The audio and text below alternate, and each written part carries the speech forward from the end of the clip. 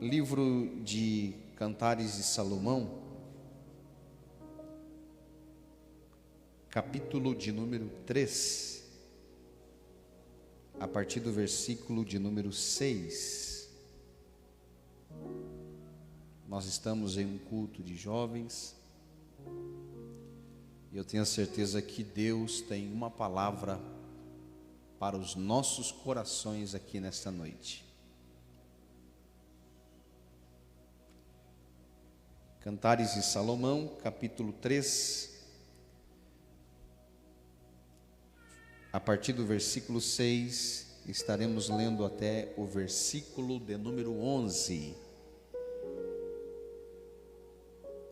O cortejo nupcial, o esposo exprime o seu amor pela esposa. Quem é esta que sobe do deserto como colunas de fumaça, perfumada de mirra, de incenso e de toda sorte de pós aromáticos? É uma pergunta. Versículo 7. Eis que é a liteira de Salomão. Repita comigo: liteira de Salomão. 60 valentes estão ao redor dela, dos valentes de Israel, todos armados de espadas, destros na guerra, cada um com a sua espada cinta por causa dos temores noturnos. Versículo 9. O rei Salomão fez para si um palanquim de madeira do Líbano, fez-lhe as colunas de prata, estrado de ouro, o assento de púrpura, o interior revestido com amor pelas filhas de Jerusalém.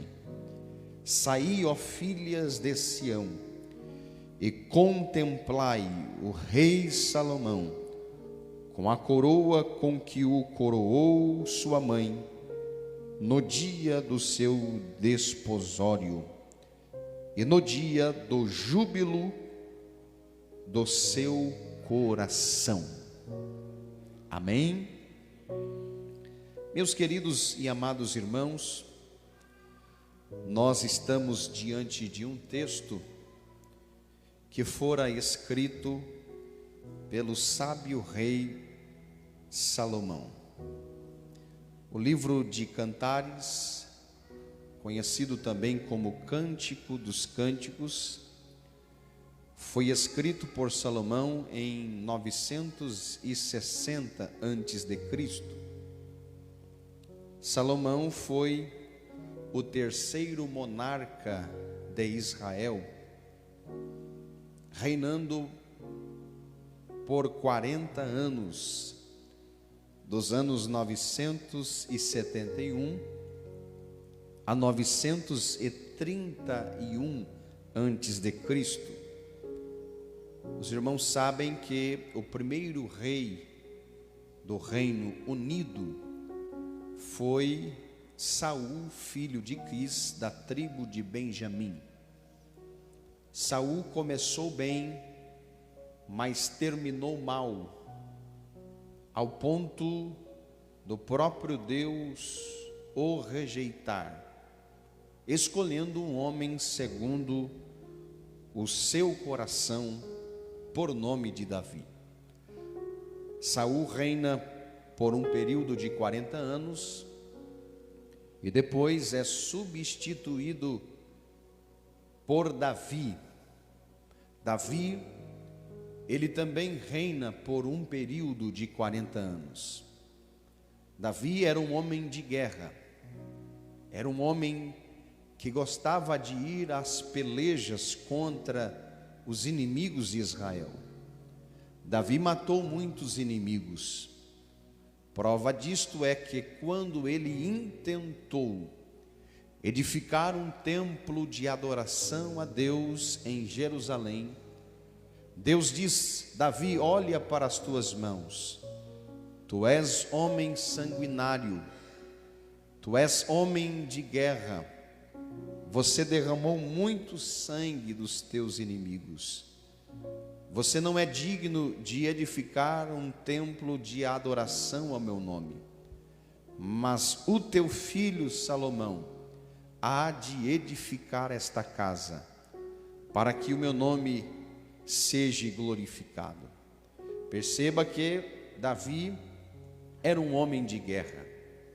Davi exterminou todos os inimigos de Israel. Agora Davi morre e quem assume o lugar de Davi é o seu filho Salomão. Salomão também, ao assumir o trono de Israel, ele também reina por um período de 40 anos, totalizando 120 anos do Reino Unido de Israel. E é interessante observarmos que o significado do nome de Salomão vem da raiz hebraica shalom, que significa paz.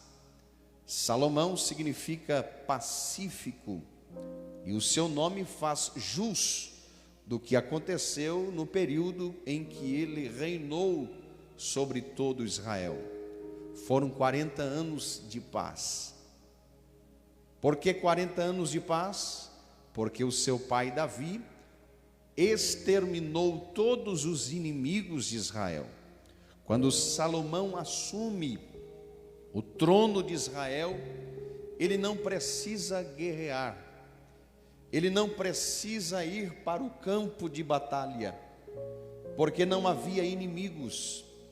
E é por esta razão que Salomão reina um período de 40 anos, e foram 40 anos de paz.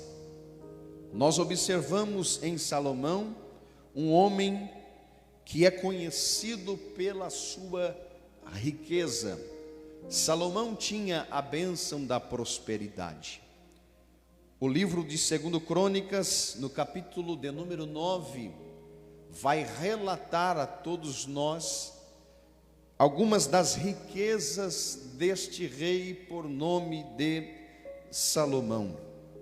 A Bíblia diz que Salomão tinha 666 talentos de ouro, de ano em ano.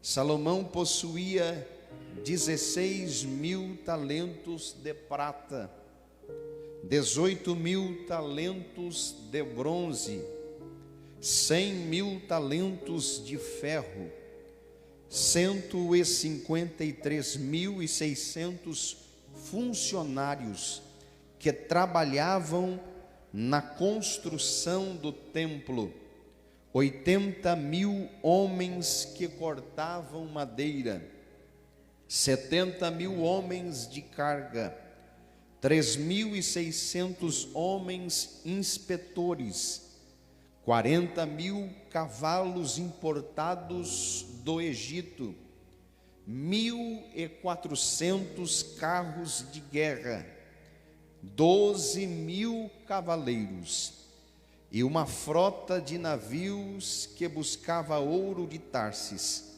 a cada 3 anos. A Bíblia vai nos informar que Salomão tinha um harém de 1.000 mulheres, 700 mulheres e 300 concubinas. Observe que Salomão era um homem riquíssimo. A Bíblia diz que ouro e prata no reinado do rei Salomão era como figueira brava no deserto.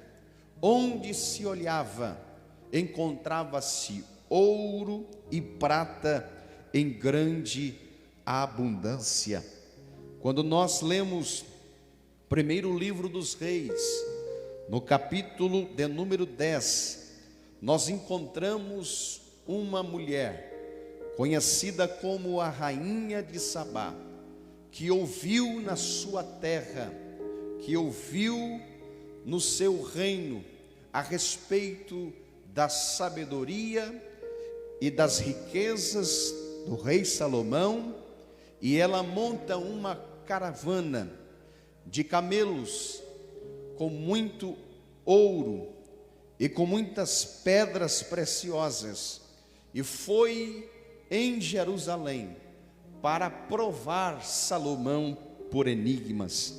O texto diz: e ouvindo a rainha de Sabá a fama de Salomão acerca do nome do Senhor, veio prová-lo por enigmas, e veio a Jerusalém com um muito grande exército, com camelos carregados de especiarias, e muitíssimo ouro, e pedras preciosas.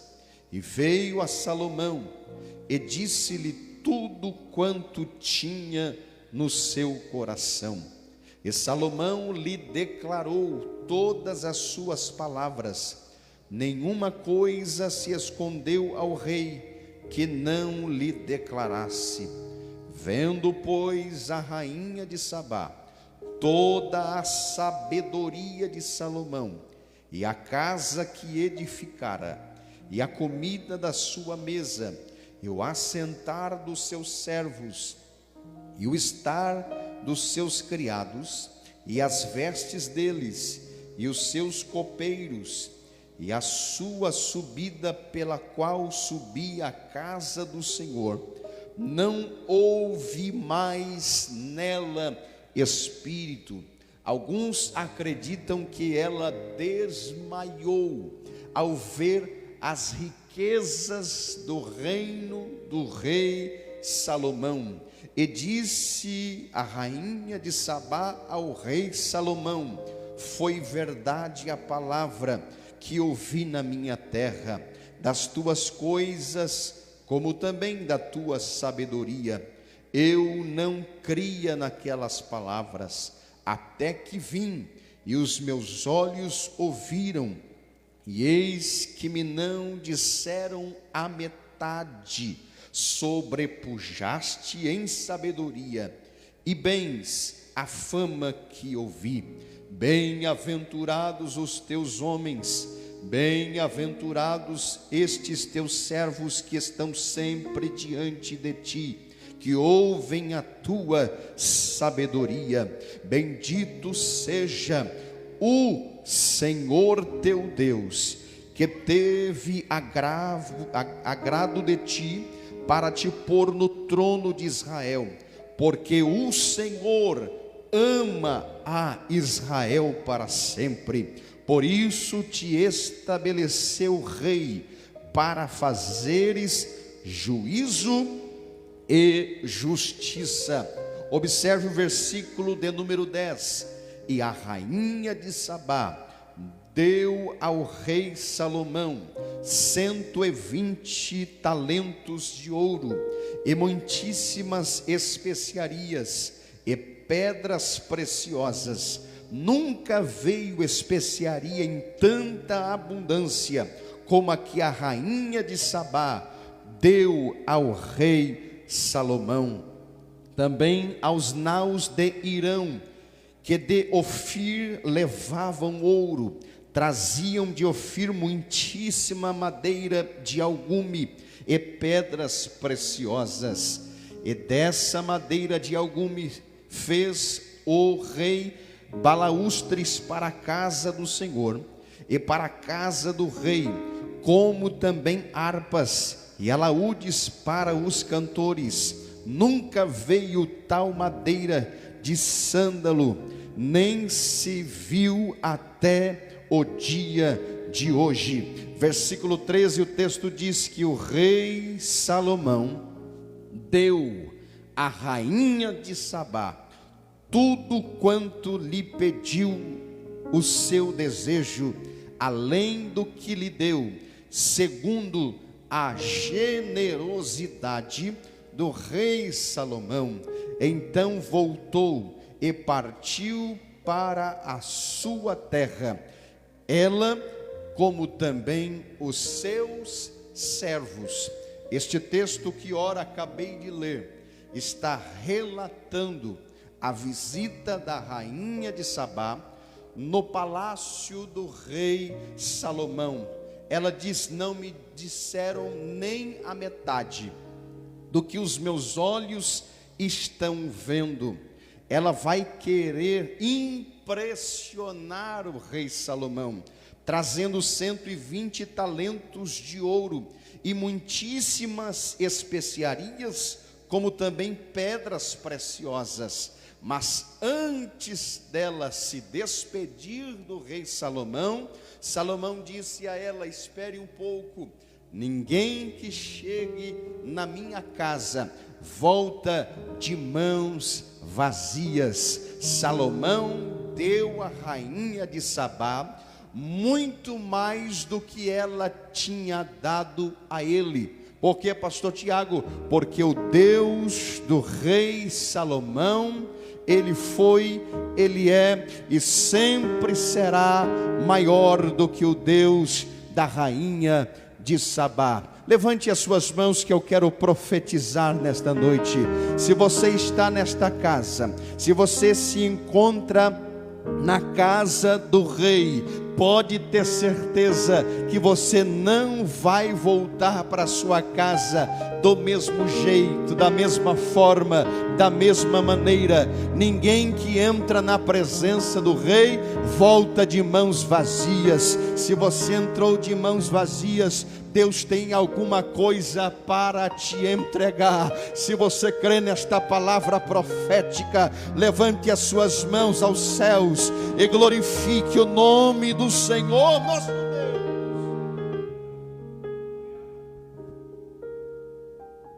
Salomão é um homem muito rico, mas além da Bíblia expor a nós as riquezas de Salomão, a Bíblia também faz questão de mencionar a sua sabedoria.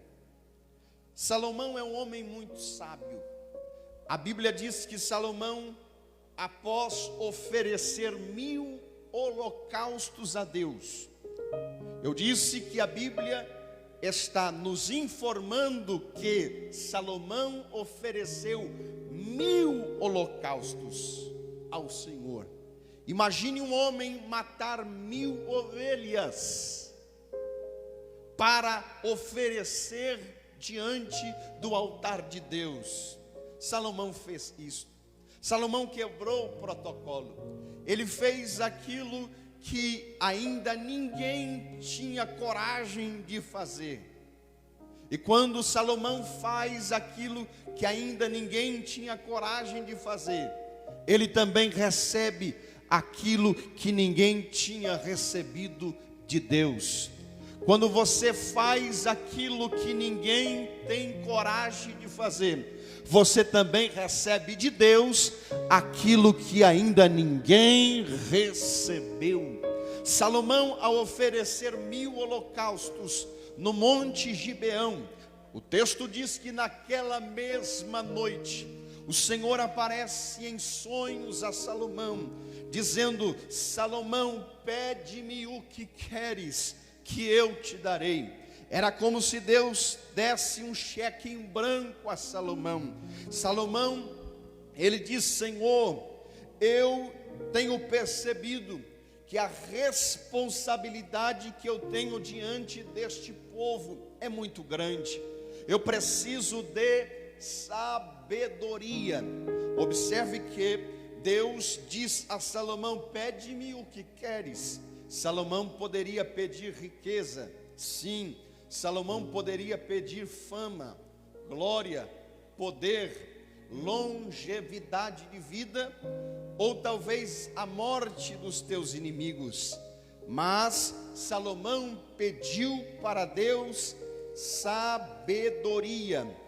E quando Salomão pede para Deus sabedoria, Deus se alegra tanto com o pedido de Salomão e chega a dizer a ele: porque não pedistes riqueza, fama, glória, poder, longevidade de vida, e nem a morte dos teus inimigos, além de sabedoria, eu vou te dar tudo e muito mais. lembrei-me das palavras do apóstolo Paulo, quando ele escreve dizendo que Deus, Ele é poderoso para fazer infinitamente mais além, muito mais além daquilo que pedimos ou pensamos, segundo o poder que em nós opera. Salomão recebeu, além de sabedoria, recebeu poder, fama, honra e glória, ao ponto de Deus se dirigir a ele, dizendo: antes de ti não houve, e depois de ti não haverá um homem mais sábio, mais inteligente do que você. O texto de 1 Reis, capítulo 4, versículo 29, o texto diz: e deu Deus a Salomão sabedoria, e muitíssimo entendimento, e largueza de coração, como a areia que está na praia do mar. E era a sabedoria de Salomão maior do que a sabedoria de todos os do Oriente, e do que toda a sabedoria dos egípcios. E era ele ainda mais sábio do que todos os homens.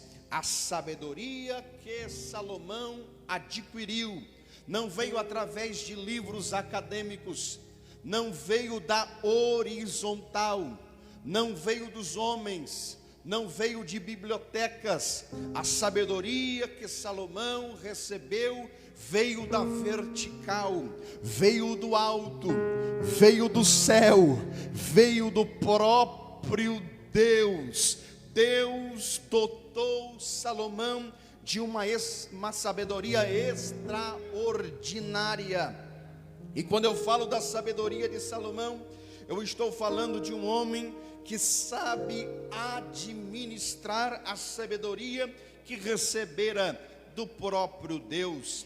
A Bíblia vai nos informar no livro de 1 Reis, capítulo 4, versículo 32, que com esta sabedoria Salomão escreve 3.000 provérbios e 1.005 cânticos. 3.000 provérbios e 1.005 cânticos. Salomão, sendo sábio, ele escreve 3 importantes obras literárias. A primeira importante obra literária que Salomão escreve é o livro que lemos, o livro de Cantares, conhecido também como Cântico dos Cânticos. O livro de Cantares de Salomão nada mais é do que uma carta de declaração de amor de Salomão para com uma jovem conhecida como Sulamita. O livro de Cantares ele escreve quando ele estava jovem, e estando jovem ele está muito apaixonado. Hoje é um culto de jovens e eu quero perguntar para os jovens: conhece alguém apaixonado? Completamente apaixonado. Salomão também estava muito apaixonado quando escreve esta primeira importante obra literária. Prova disso é que ele escreve no capítulo 8, versículo 7: as muitas águas não poderiam apagar este amor, e nem rios afogá-los. Salomão agora escreve a sua segunda importante obra literária, a saber, o livro de Provérbios. Quando Salomão escreve Provérbios, ele está na sua meia-idade, ele está agora um homem responsável. É por essa razão que ele escreve dizendo: vai ter com a formiga, ó preguiçoso. Em outro versículo ele diz: não ameis o sono. E Salomão diz isso porque ele sabe que o trabalho dignifica o homem. Salomão sai da meia-idade e entra na sua terceira idade, a idade avançada, quando ele escreve a sua terceira importante obra literária, a saber, o livro de Eclesiastes. Salomão está velho, os cabelos estão brancos, o seu rosto está marcado com o tempo. E quando ele escreve o capítulo 1 do livro de Eclesiastes, ele faz uma retrospectiva da sua vida, e ele percebe que ele granjeou muitas coisas nesta vida, mas ele chega a uma conclusão, e a conclusão que ele chega é esta: vaidade de vaidades. Diz o pregador, tudo é vaidade. Quando chega no capítulo de número 12, ele dá um conselho à mocidade, à juventude, dizendo: lembra-te, não esqueças do teu Criador no dia da tua mocidade, antes que venham os maus dias em que chegues a dizer: não tenho neles contentamento. Salomão escreve Cantares quando jovem, Provérbios na sua meia-idade, e o livro de Eclesiastes quando está velho, na sua terceira idade. O que me chama a atenção é o texto que ora lemos, o livro de Cantares de Salomão, conhecido como Cântico dos Cânticos, assim como o Rei dos Reis. É o rei que está acima de todos os reis existentes na terra, assim como o Santo dos Santos, é o lugar mais santíssimo do tabernáculo. Cântico dos Cânticos é o cântico que se sobressai acima de todos os cânticos. Já dissera o Rabino Akiba no ano 95 depois de Cristo, ele disse: todos os livros da Torá antiga são santos, mas o livro de Cantares é o santo dos santos. Os judeus até hoje têm 5 rolos sagrados dentro do Tanakh, a sua Bíblia hebraica, chamado de Megilote. E o primeiro livro do Megilote é o livro de Cantares, que até os dias de hoje é lido na festa do Pesach, na festa da Páscoa, em comemoração à saída do povo de Israel da terra do Egito. No livro de Cantares nós temos 3 fases. A primeira fase é a fase do namoro, a segunda fase é a fase do noivado, e a terceira fase é a fase do casamento. Neste livro nós temos 3 vozes. A primeira voz é a voz do noivo, Salomão. A segunda voz é a voz da noiva, Sulamita. E a terceira voz é a voz das amigas da noiva, chamados na Bíblia de filhas de Sião ou filhas de Jerusalém. Nós temos 2 tipos de interpretar este livro. Primeiro, a interpretação literal, que mostra o amor de Salomão para com a jovem conhecida como Sulamita. E a segundo tipo de interpretação é a interpretação alegórica, dividida em 2 partes: alegórica judaica, que mostra o amor de Jeová para com Israel, e a alegórica cristã, que mostra o amor de Cristo para com a sua igreja. Este livro é riquíssimo, ele tem muitos detalhes que parece e dá a entender que o amor de Deus para com Israel é muito grande. O amor de Cristo para com a igreja está explícita neste texto. É por isso que eu gosto de ler o livro de Cantares de Salomão. Mayan Pirma, historiador, um certo dia disse que Salomão, ele chama os seus súditos diante da sua presença, e estando os seus súditos diante da sua presença, ele diz a eles: trazei-me uma roupa de pastor de ovelhas. Os súditos, sem saber o que haveria de acontecer, obedecem. Os súditos trazendo esta roupa de pastor de ovelhas, a história diz que Salomão tira a sua coroa de rei, o sinete de rei, o cetro de ouro deixa de lado, tira as vestimentas reais, sai do trono, entra na sua recâmara, e coloca roupa de pastor de ovelhas e um capuz na sua cabeça. E a história diz que ele sai para conhecer a grandeza do seu próprio reino. Quando ele está saindo para os portões, os sentinelas olham e diz: alto lá, pastor de ovelhas, para onde tu vais?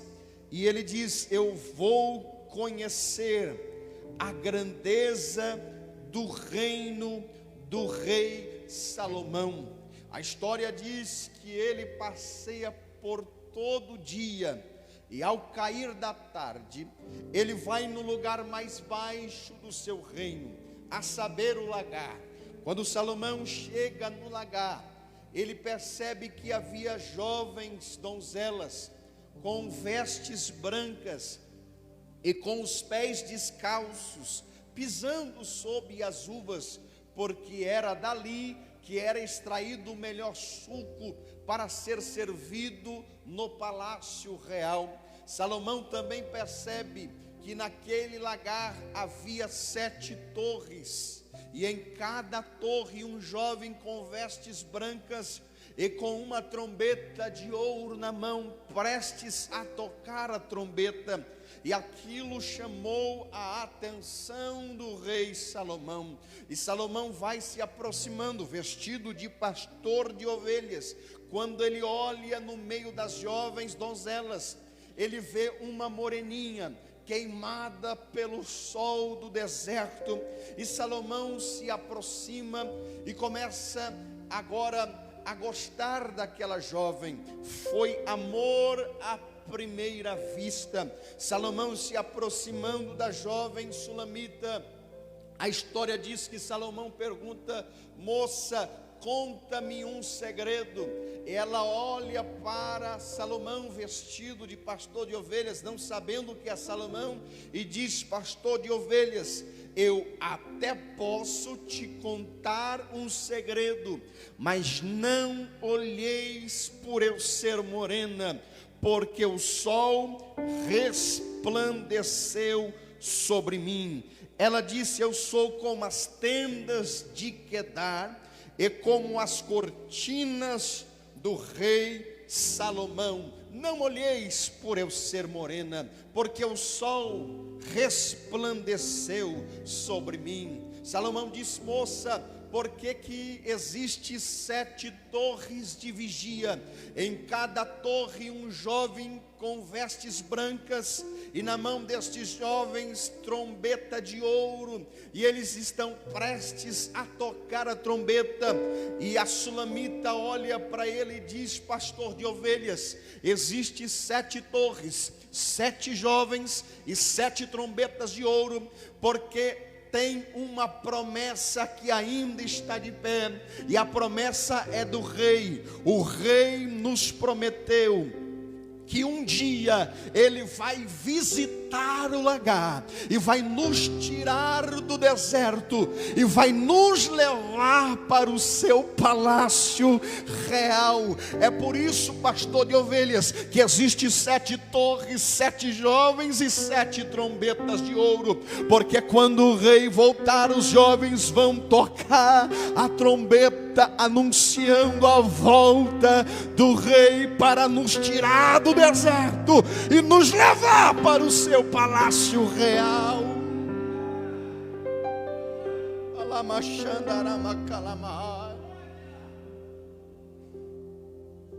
Ela diz: nós estamos debaixo de uma promessa de que um dia o rei vai nos visitar, vai nos tirar do deserto e nos levará para o seu palácio real. Ele fez esta promessa. Salomão olha para ela e diz: moça, eu percebo que vocês estão com as vestes brancas como a neve. Como vocês conseguem pisar sobre as uvas e não manchar as vossas vestes? Ela diz: pastor de ovelhas, todas as vezes que eu estou trabalhando debaixo deste sol causticante, e percebo que as minhas vestes é manchada com mosto, com vinho, com as uvas com que eu estou pisando, eu paro de trabalhar, de pisar sobre as uvas, e eu desço um pouquinho mais ali embaixo, porque um pouquinho mais abaixo do lagar existe um rio de águas cristalinas. Eu desço nas águas cristalinas deste rio e começo a lavar as minhas vestes. Enquanto as minhas vestes não tornam branca novamente, eu não saio do meio do rio de águas cristalinas. E Salomão, vestido de pastor de ovelhas, disse: por que você faz isto? E ela disse: esqueceu? Eu já disse, nós estamos debaixo de uma promessa, de que um dia o rei vai sair do seu palácio, vai visitar o lagar, e se ele encontrar as minhas vestes sujas, eu não terei dignidade e nem a oportunidade de ser levado por ele. Porque ele não vai levar alguém com vestes manchadas, com as vestes sujas. E é por essa razão que eu lavo as minhas vestes nas águas cristalinas, porque as minhas vestes têm que estar branca como a neve quando a trombeta tocar. Eu te pergunto nessa noite: como é que estão as tuas vestes? Estão brancas como a neve? Salomão escreve Eclesiastes capítulo 3: há um tempo determinado para todas as coisas debaixo do céu. Há tempo de plantar, há tempo de arrancar o que se plantou, há tempo de nascer, há tempo de morrer, há tempo de abraçar, há tempo de afastar-se de abraçar. Nós passamos por 2 anos de uma grande pandemia, que este tempo chegou, afastar-se de abraçar, mas graças a Deus que voltou o tempo de abraçar novamente. A Bíblia diz que há tempo de guerra, há tempo de paz, há tempo de ajuntar pedras, há tempo de espalhar pedras. Ele é categórico. Salomão diz: há tempo para todas as coisas debaixo do céu. Mas concernente à santidade, ele não diz que tem um tempo. Ele diz: em todo o tempo sejam alvos os vossos vestidos, e nunca falte o óleo sobre a tua cabeça. Entenda que quando Deus fala a respeito da santidade, de vestes brancas, não existe um tempo que as minhas vestes deverão estar brancas, é em todo o tempo. Ele diz: em todo o tempo, em todo o tempo. Trocando em miúdos, ele está dizendo: 24 horas, sejam alvos os vossos vestidos, e nunca, e nunca, e nunca, e nunca, e nunca falte o óleo sobre a tua cabeça.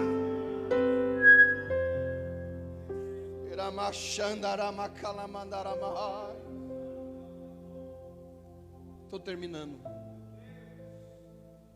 Salomão arranca o capuz de pastor de ovelhas e diz: não sou pastor, eu sou o rei de Israel. Ela cai prostrado no lagar e diz: rei, o Senhor veio nos tirar do lagar para nos levar para o seu palácio? Ele disse: não, ainda não é o tempo. Eis que vou preparar-vos lugar, para que onde eu estiver, estejais vós também. A história diz que Salomão volta para o seu palácio. Porém a sulamita continua pisando sobre as uvas, porque está debaixo de uma promessa, de que um dia o rei vai visitar o lagar e vai tirar ela do deserto para levar para o palácio real.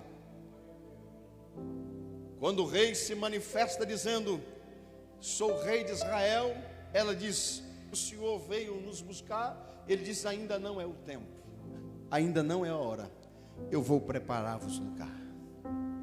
A partir desse momento cria uma expectativa, uma esperança no coração de Sulamita, de que de fato o rei foi preparar o lugar e que a qualquer momento a trombeta vai tocar anunciando a volta do rei. Olha o livro de Cantares, capítulo de número 5, a partir do versículo 2. São palavras de Sulamita. Ela diz: eu dormia, mas o meu coração velava. Eis a voz do meu amado que estava batendo. Abre-me, irmã minha, amiga minha, pomba minha, minha imaculada, porque a minha cabeça está cheia de orvalho e os meus cabelos das gotas da noite. Ela está dizendo: eu já despi as minhas vestes, como as tornarei a vestir? Já lavei os meus pés, como as tornarei a sujar? O meu amado meteu a sua mão pela fresta da porta, e o meu coração estremeceu por amor dele. Eu me levantei para abrir ao meu amado, e as minhas mãos destilavam mirra, e os meus dedos gotejavam mirra sobre as aldrabas da fechadura. Eu abri ao meu amado, mas já o meu amado se tinha retirado e se tinha ido. A minha alma tinha se derretido quando ele falara. Busquei-o e não o achei, chamei-o e não me respondeu. Ela está sonhando com a volta do rei Salomão para buscá-la, porque ela tem essa expectativa de que um dia o rei vai voltar. E muitas pessoas já perderam essa expectativa de que um dia o rei voltará. Fique de pé, por gentileza. Talvez você está ouvindo há muitos anos de que o rei vai voltar. Muitos que já estão casados podem dizer: os meus avós, os meus bisavós já diziam na sua época que o rei vai voltar. Porque não mencionaram o próprio apóstolo Paulo, que cria que Cristo poderia voltar naqueles dias, mas já se passou mais de 2000 anos e ainda o rei não voltou. Mas a promessa continua de pé: ele voltará para nos tirar deste mundo de trevas e nos levar para as mansões celestiais. Depois de 7 anos, diz a história que Salomão, ele faz uma liteira. Repita comigo: liteira. Pergunta para o seu irmão: o que é uma liteira? Liteira era um meio de locomoção que os reis da época se utilizavam. Para facilitar para os irmãos conhecem carroça? Levanta a mão, carroça, é fácil. Tira as 2 rodas da carroça, cobre esta carroça e coloca 2 varais na horizontal. Liteira era uma cadeira coberta e acortinada, sustentada por 2 longos varais. As autoridades da época eram levadas por liteiras. 4 súditos, cada um pegava em uma extremidade dos varais e levantava a liteira, e o rei era levado aonde ele queria que fosse levado. Salomão vai fazer esta liteira, e a Bíblia diz que ele faz a liteira com madeira do Líbano, colunas de prata, estrado de ouro e assento de púrpura, e o interior revestido com amor pelas filhas de Jerusalém. Isso aqui é um mistério. 60 valentes estão ao redor da liteira, dos valentes de Israel, todos destros na guerra. Sacerdotes queimando incenso na frente e atrás da liteira. E era tanto incenso que era queimado, que havia uma coluna de fumaça que estava em cima da liteira. A liteira é levantada, 60 valentes ao redor da liteira, e os súditos dizem: ó majestade, aonde quereis que nós levemos o Senhor? Ele diz: me leve para o lagar, porque eu vou buscar a minha noiva, a minha moreninha, queimada pelo sol do deserto. A liteira é levantada E de repente, um dos jovens que estão na torre de vigia olha lá no horizonte e observa que lá no horizonte está brilhando algo que está lhe chamando a atenção. E ele diz: quem é esta que sobe do deserto como colunas de fumaça, perfumada de mirra, de incenso e de toda sorte de pós aromáticos? E um dos jovens força a visão e reconhece, e diz no versículo 7 do capítulo 3 de Cantares de Salomão: eis que é a liteira de Salomão, 60 valentes estão ao redor dela, dos valentes de Israel, todos armados de espadas, destros na guerra. Quando a liteira para na porta do lagar, a jovem sulamita está com os pés descalços, vestes brancas, pisando sobre as uvas e dizendo: eu estou debaixo de uma promessa. Eu estou debaixo de uma promessa. Isso aqui é profético. Se você pode fazer isso, levante a sua mão em cima da sua cabeça. Comece a bater os seus pés, o pé direito e o pé esquerdo, como se você estivesse pisando sobre as uvas do lagar. E começa a dizer: eu estou debaixo de uma promessa. Eu estou debaixo de uma promessa. Eu estou debaixo de uma promessa.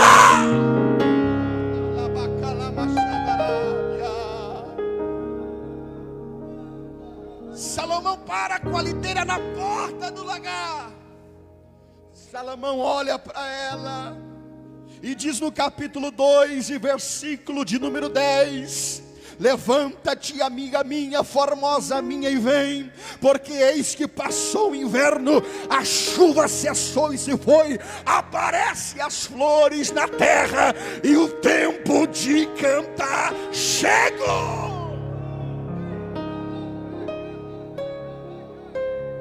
A primeira coisa que ela faz é abrir os olhos, perceber que é o rei Salomão que está chamando ela, e a primeira coisa que ela faz é olhar para as suas vestes, porque ela sabia que se ela estivesse com as vestes sujas, ela não poderia entrar na liteira e nem tampouco entrar no palácio real. Mas quando ela olha para as suas vestes, Salomão olha para ela e diz no capítulo 4 e no versículo 7: tu és toda formosa, amiga minha, e em ti não há mancha. Sabe por quê? Porque a igreja do arrebatamento é uma igreja que não tem mancha, é uma igreja que não tem sujeira, é uma igreja lavada e remida pelo sangue do Cordeiro, é uma igreja que vela pelo poder da palavra, é uma igreja que observa os princípios bíblicos, a igreja é sem mancha.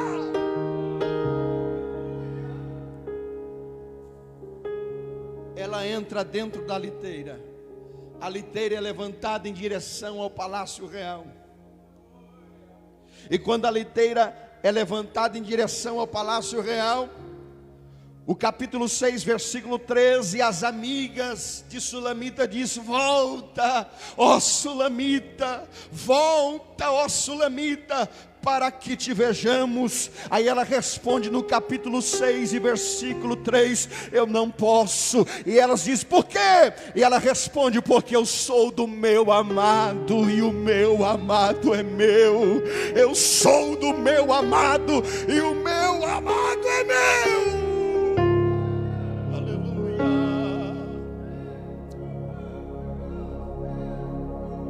Quando a liteira está entrando no palácio real, lembra que Salomão tinha um harém de 1000 mulheres, 700 mulheres e 300 concubinas, todas de pele branca. E de repente, quando as de pele branca olham dentro da liteira, encontra uma moreninha. Quem sabe elas disseram: tantas branquinhas de olhos azuis, de olhos verdes, para Salomão escolher. Ele vai escolher a moreninha queimada pelo sol do deserto. E elas dizem: quem é esta que aparece como a alva do dia, brilhante como o sol, formosa como a lua, formidável como um exército com bandeiras? Quem é esta que vem tão aprazivelmente encostado no ombro do seu amado? E uma diz para a outra: é a noiva de Salomão, queimada pelo sol da justiça. Tem muita igreja branquinha por aí que pode tudo. Tem muita igreja de porta aberta por aí que não é pecado mais fazer isso, aquilo outro. Mas a igreja do arrebatamento, ela é moreninha porque ela é queimada pelo sol da justiça. O texto diz que Salomão levou ela na sala do banquete. E ela disse: e o seu estandarte sobre mim era o amor. Ela diz no capítulo 1, versículo 2: beija-me com os beijos da sua boca, porque melhor é o seu amor do que o vinho ou a vinha. Deus me trouxe de Santa Cruz do Rio Pardo para profetizar para você nessa noite, e para relembrar você que nós estamos debaixo de uma promessa, que um dia o Rei vai nos tirar deste mundo e nos levará para o seu palácio real. E só quem tem promessa, levante as suas mãos no terceiro céu nesta noite. Se você tem promessa, abra sua boca e comece a glorificar o nome do Senhor. A esperança da igreja não é na política. A esperança da igreja é na volta de Jesus Cristo. Ele está às portas. Ele voltará para buscar um povo especial, zeloso e de boas obras.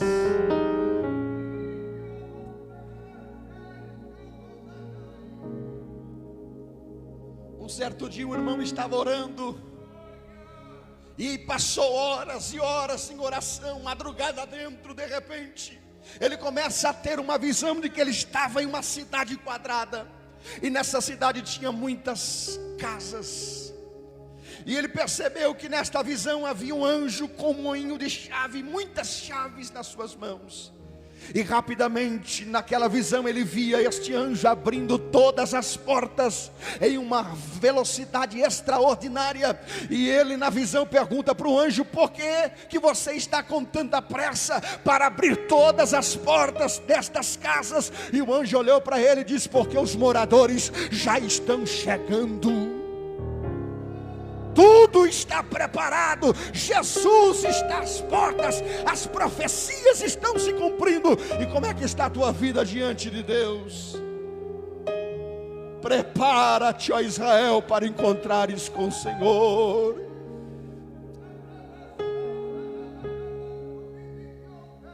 Jesus está aqui nesta noite para fortalecer a promessa que Ele fez na tua vida.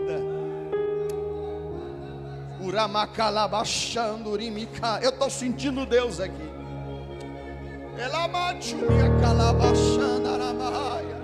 Se você pode por um minuto levantar as mãos e adorar o nome dEle. Enquanto você adora, o milagre vai acontecendo. Enquanto você adora, Deus vai endireitando os caminhos tortuosos, quebrando os ferrolhos de ferro, colocando o valente por terra, entrando na casa do valente, amarrando o valente e te dando a vitória.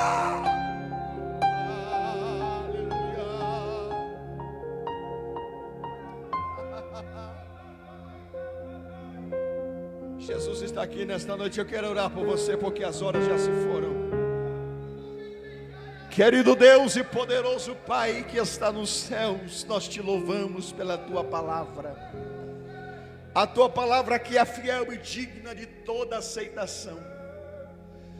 A tua palavra diz que assim como desce a chuva dos céus e para lá não torna, mas rega a terra, faz produzir, brotar, dar semente ao semeador e pão ao que come, assim será toda palavra que sair da tua boca. Ela não voltará para ti vazia, sem antes fazer aquilo que lhe apraz, e prosperará naquilo para qual o Senhor a enviou.